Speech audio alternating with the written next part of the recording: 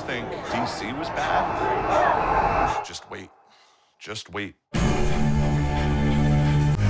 My name is Michael Premo. I'm the director of HOMEGROWN. I got into documentary film particularly because previously I had been working in radio and still photography, and I was really sort of attracted to the immediacy of it. I loved how documentary cinema gives us this opportunity to sort of complement the work of written journalists, which might be able to, work well with like deeply source facts and figures, and where cinema is able to complement that by showing the emotional life of individuals who are sort of behind the headlines. So that's what really attracted me to documentary. Yeah. What one of the things that absolutely amazes me about this film as somebody who also like talks to these guys regularly, unfortunately, and uh the access that you have and the kind of I don't know about honesty is the right word, but the kind of openness that they have to on camera. Like how did you approach that? How did you get that set up? And then once you got it, you know, I guess yeah, I guess those are the first two questions. Was like how did you get kind of get that access, and how did you kind of let them how do you think that they kind of looked at it and talked honestly to a camera that was filming them? Well, we started this film in 2018 because we knew that there was something bubbling in this country, and we wanted to sort of better understand what was motivating people to sort of get out from behind their keyboards and into the streets. And that just prompted us to trying to go to as many rallies and protests and press conferences and meetups as we possibly could just to meet people. And we have a background of doing what might be called sort of participatory documentaries or collaborative documentaries, where you really recognize the people who are directly affected by something as the experts in their own experience. And that's was our approach. We were just trying to understand honestly and earnestly why people feel so aggrieved, what their grievances are, and what's motivated them, and trying to peel back beneath all the rhetoric and ideology. And that I think really allowed us to get a level of access that was further sort of solidified by just spending time with people and allowing ourselves to develop relationships over many years, really, with people, so we could just understand who they are and what they're about. I mean, that's something that is kind of amazing. I think that people don't, and it's as somebody who just produced a documentary film that also, that had a hard time trying to find a release and everything. We'll talk about that later, very, very briefly. But is the long lead time on this stuff?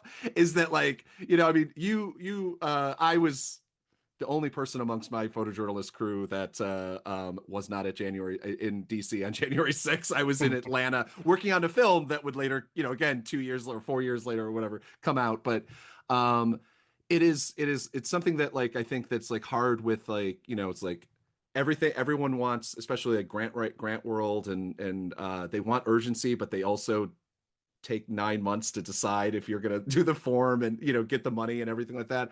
I guess did you have, obviously I think even the smartest people that I know didn't know that January 6th was going to happen like in 2018. But like what did I guess like originally when you started this, like what was kind of the concept, what was the idea? Was it like the build up to the 2020 election? Like what was the concept originally that you were going for? So the concept really sort of matured in our heads in the lead up to the 2016 election, and we increasingly saw people who were ready, willing, and able to use violence to fight for an America that they wanted. And we saw, for us, it was clear that there was this momentum gathering to something big.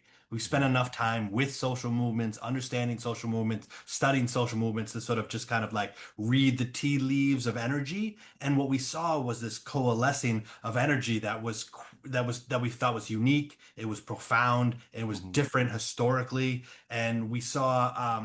In particularly across the conservative movement, there were all these different sort of factions and tendencies and communities of conservatives who have kind of very different ideologies, different lineages, who were finding alignment in a way that felt profound, and it was different than than what I had seen, at least in my lifetime, or read historically had occurred. And Yeah. we knew that something was going to happen. Of course, we didn't know that it would be January 6th, but we knew that the only option would be for this sort of energy to explode in some way. Yeah. I mean you were at Occupy Wall Street, you were involved in Occupy Wall Street. I covered it quite a bit. And it's interesting to watch that kind of evolution from the Tea Party, Occupy Wall Street, and like, some of these guys were actually at, not, I mean, not, I don't think any of the guys that you followed, they're all mostly too young, I think. Like we're, at Occupy Wall Street, or, the Tea Party movement, and it evolved into this. It's been kind of amazing to watch that evolution of I guess disillusionment with government is really the way. How do you think that it still shocks me today that Trump is the person that kind of drew out, obviously, like to me, Bernie makes sense. Obviously, I'm a progressive, I'm a lefty, but like Bernie makes more sense, like, honestly, because there's an honesty behind it, like a very clear and long-term honesty. But like, I guess, like, I was from your personal perspective, like how how do you parse that? Like that Trump is the guy that kind of like brought these guys from disillusion with government now to becoming, I'm willing to knock down doors. Yeah, I think there's a couple things. I think one of them, on a very basic, oversimplified level, is that Trump is his ability to like say there's a problem, name the problem, and name the enemy, regardless of who, if the accuracy of any of that, like his clarity of vision is so clear, and that's unique from politicians. I think we live in an age where people across the political spectrum are so disillusioned because they feel like the political class and government is so captured by the corporations and billionaires, and they may not have language to sort of articulate why it is or how that works or how it manifests itself in their daily life, but they know the system is rigged, not in their favor. And we see this again and again. One of the things that it was seemed like was a catalyzing event in many people's head was the bank bailouts after the 2008 financial crisis, where people were just mad that these banks got bailed out, and the working people didn't really get any relief, and so they feel like they need to do something about it. Now, of course, what and why is Yeah. you know is varied, but I think the other thing that like obstructs progressives and leftists' ability to understand the clarity that Trump is offering to people, or a certain segment of people, is that Trump is a perfect distillation of everything that many people in America pretend that America is not. Yeah. And American exceptionalism so pervades the mind of Americans, regardless of where you are on the political spectrum, that there is this sort of like notion that it can't happen here, or this notion that distills what he's talking about into like neat stereotypes, which are inaccurate. And so I think they miss how clear and boisterous sort of Trump is, and they miss also that he's offering a clear vision, like whether or not you can equivocate on if it's an actual plan or not, which Yeah. arguably it's not. Yeah. But he's like again and again, he's like, here's the problem, and I'm gonna fix it. Yeah. Compared to Hakeem Jeffries or folks who when they talk, I'm like, I don't know what you're saying. I Yeah. literally Literally do nothing. Yeah. not know what those words mean together in a sentence. Yeah, it's I recently wrote a piece kind of talking about the cognitive dissonance of like the being able to, like, I follow this guy, unfortunately. We say unfortunately because they're like the lamest people, Jake Lang. He was, if you know of him, yeah. And he was in the idea, he's Jewish, and that he can separate that his family legacy, he's, there's photos of him at the Wailing Wall that like the Nazis who he's trying to build friendship with, or trying to build a base of, whatever viewership or whatever his plan is. And then he goes off and, gets basically beat up by some lefties or whatever. And that's like, he's trying to build something and is failing. But um, it's amazing to watch that within this population where it's just like you have people of color who are, alongside. I mean, Enrique Tarrio is always this great example, and who are part of a white supremacist movement. Which, I mean, the Proud Boys. I'm sorry, it's a white nationalist. It's a white nationalist movement, and it's yeah, I'm sorry, I don't know if there's a question there. It's just more of a it's just like it's fascinating to watch this. Like what was that, I guess, like listening to these people, because I'm sure that you have hours and hours of them talking and talking and talking because these guys love to talk. Um, what I guess was that like list, following through, like trying to like whittle and kind of an idea of what their ideas are, that you could project to the audience. Like what was that like, kind of like bringing it down to a 2 hour, hour and a half, 2 hour film? Well, it's incredibly Yeah, challenging I mean, to turn yeah, especially 400 hours yeah, into yeah. I didn't know. two Yeah, I didn't two know you hours. started. I didn't know you started in 2018. Like Yeah. that's yeah, yeah. No, that's insane. Yeah. And we followed about, a dozen people around the country, and we had to make hard choices once we got into the edit around who would be in the film. And Hmm. we chose people we felt were not only interesting and provocative on their own, Yeah. but we felt like they were broadly representative Hmm. of a whole sort of class of people that we had met through the course of our reporting. And that's what we really tried to show with the film, is that like we tried to dig down beneath all the rhetoric and the sort of like, the short form, the Twitter Yeah. isms and ideology, just to understand the base of what is motivating people. Hmm. And what we found is people looking for community, looking for power, looking for purpose, trying to like make sense and piece together a fractured world. Hmm. And that I think defies and transcends all the ideology, all the isms, all these sort of assumptions around these big ideas that drive people. Because at the end of the day, as humans, we're driven by much more baser, much more Yeah. basic instincts. And I think particularly, when you think about authoritarianism and you think about people who are either strategically chiseling away at the legitimacy of democracy Yeah. or are just losing faith in it whole cloth, like these people are arriving at this because they're just trying to make sense of their world.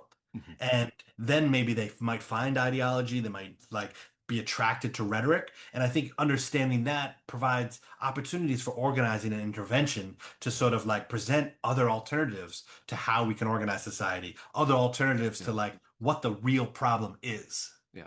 Do you think there's a way to bring back some of these people? Like that's something, a conversation I have with a lot of my, we spend, loads of time with these people. Like, I have a colleague of mine, Ford Fisher, who's an amazing documentary filmmaker himself. And um, we have this conversation. It was like, what is the way, do you think that like we can come back from this? Not even like we as a country, but like the 30% of this population, of the voting population at least, that is just, to me, like, I don't know about gone as in gone forever, but like kind of in a different, they're living a different life, a different world where Hillary Clinton, drinks the blood of babies, where pizza parlors have secret basements and things like that. Do you think that there's like a chance, do you think like Chris can come back from this?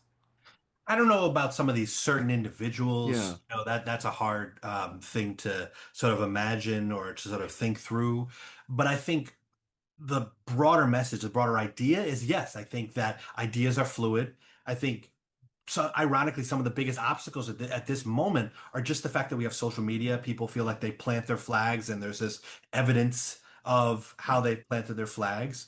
But I think when you understand really that many of these people are across the spectrum, the political spectrum, sort of like are in these ideological formations or groupings, Yeah. because more it's a lifestyle choice. Like they found people that they've found community with, they found chosen family with, and those bonds are Mhm. far more profound than any of these sort of isms or ideologies. And really, those bonds are what are sort of attracting people to movements and keep people in movement. And I think why the conservative movement in particular has grown to a mass movement is because it's open and inviting. And that might seem counterintuitive to progressives or Mhm. leftists, but many of these sort of groups on the right, they are providing spaces outside of work and school where people can come together, talk about their problems in a way that there isn't really shame, in a way that Yeah. there's fun, but like, progressive spaces and leftist spaces are so plagued by sort of shame and sort of ideological purity